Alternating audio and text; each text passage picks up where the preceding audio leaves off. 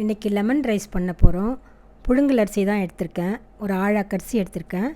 அதை நல்லா சாதம் வடித்து வச்சுக்கோங்க உதிரி உதிரியாக. இதில் 2 கப்பு சாதம் எடுத்துக்கோங்க. 2 காஞ்ச மிளகா, 2 லெமன் ஜூஸ் புழிஞ்சு வச்சுக்கணும். 1 டேபிள் ஸ்பூன் கடலைப்பருப்பு, 1 டேபிள் ஸ்பூன் உளுத்தம்பருப்பு, 1/4 ஸ்பூன் கடுகு, 3 டேபிள் ஸ்பூன் வேர்க்கடலை, கொஞ்சம் கருவேப்பிலை, கொஞ்சம் கொத்தமல்லி, பெருங்காயம் கொஞ்சம், மஞ்சள் தூள் ஒரு 1/2 ஸ்பூன் எல்லாம் எடுத்து வச்சுருக்கேன். இப்போது அடுப்பு பற்ற வச்சு ஒரு பேன் வச்சுக்கோங்க. அதில் 3 டேபிள் ஸ்பூன் எண்ணெய் போட்டுக்கோங்க. அது எண்ணெய் நல்லா சூடாகட்டும். இப்போ எண்ணெய் சூடாகிடுச்சு.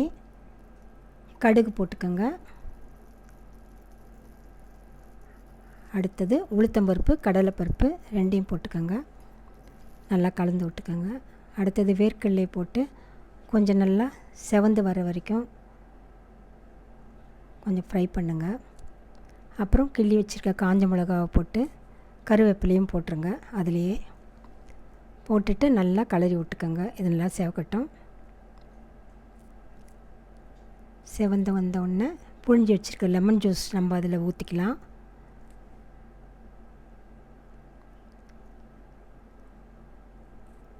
இப்போது ஒரு 1/4 ஸ்பூன் மஞ்சத்தூள் அதில் போட்டு கலந்துக்கங்க. ஒரு சின்ன ஸ்பூனில் போட்டிருக்கேன் மஞ்சத்தூள்.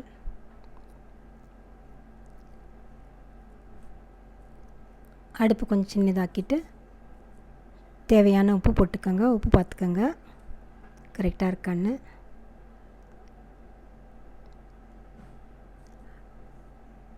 கொஞ்சமாக பெருங்காயம் போட்டுக்கோங்க, ஒரு 1/4 ஸ்பூன்.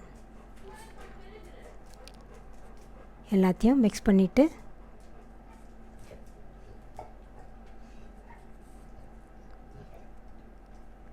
இப்போ சாப்பாடு போட்டுக்கலாம். 2 கப்பு சாதம் போடுறேன் நான். நல்லா எல்லாத்தையும் நல்லா மிக்ஸ் பண்ணிக்கோங்க. கொஞ்சமாக உப்பு பார்த்துக்கோங்க. கடைசியில் கொஞ்சம் கொத்தமல்லி தழை போட்டு இறக்கிடலாம். அடுப்பை ஆஃப் பண்ணிட்டோம். அடுத்து நம்ம தேங்காய் சாதம் பண்ண போகிறோம். இதுக்கு அதே மாதிரி 2 கப்பு சாதம் தான் நான் எடுத்திருக்கேன். புழுங்கலரிசி சாதம், 1 டேபிள் ஸ்பூன் கடலைப்பருப்பு, 10 முந்திரி, 1 டேபிள் ஸ்பூன் உளுத்தம்பருப்பு, ஒரு கொத்து கருவேப்பிலை, 2 பச்சை மிளகா சின்ன சின்னதாக கட் பண்ணி வச்சுருக்கேன், 1 கப்பு தேங்காய். எல்லாம் ரெடி பண்ணி வச்சுக்கோங்க. அடுப்பு பற்ற வச்சு பேன் வச்சுக்கோங்க. இதுக்கு தேங்காய் எண்ணெய் தான் ஊற்றுறேன் நான். 2 டேபிள் ஸ்பூன் தேங்காய் எண்ணெய் ஊற்றிக்கோங்க. எண்ணெய் சூடானதும் கடுகு போட்டுக்கணும். அப்புறம் உளுத்தம்பருப்பு போட்டுக்கோங்க. கடலைப்பருப்பு போட்டுக்கோங்க. இது நல்லா வதங்கட்டும். சிகப்பாகட்டும். கொஞ்சம் கோல்டன் ப்ரௌன் கலர் வர வரைக்கும் வதக்கி விட்டுக்கோங்க. முந்திரியும் போட்டுக்கோங்க. முந்திரி போட்டு நல்லா ரோஸ்ட் பண்ணிக்கோங்க. பச்சை மிளகாவும் அதிலே போட்டு கருவேப்பிலையும் போட்டுக்கோங்க. இதெல்லாம் நல்லா ஃப்ரை பண்ணிக்கோங்க. அடுத்தது ஒரு கப்பு தேங்காய் துருவல் வச்சுருக்கோம் இல்லையா, அதையும் போட்டு நல்லா கலரி விட்டுக்கோங்க.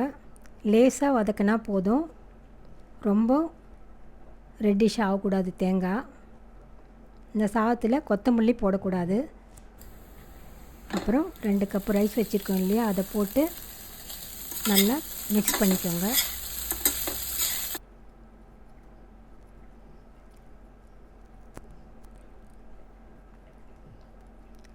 லைட்டாக கொஞ்சம் சூடானோடனே உப்பு பார்த்துக்கோங்க. உப்பு போட்டு நல்லா 4 பக்கமும் கலரி விட்டுக்கோங்க. தேங்காய் எண்ணெய் ஸ்மெல்லு தேங்காய்க்கு ரொம்ப நல்லாயிருக்கும். இந்த தேங்காய் சாதம் பண்ணி பாருங்கள். நீங்கள் பாஸ்மதி ரைஸில் கூட இதை பண்ணலாம், நல்லாயிருக்கும். நான் புழுங்கலரிசியில் பண்ணியிருக்கேன். அவ்வளோதாங்க, தேங்காய் சாதம் முடிஞ்சிடுச்சு. இதுக்கு நல்ல உருளைக்கிழங்கு ஃப்ரை பண்ணி வச்சுருக்கோம் நாங்கள்.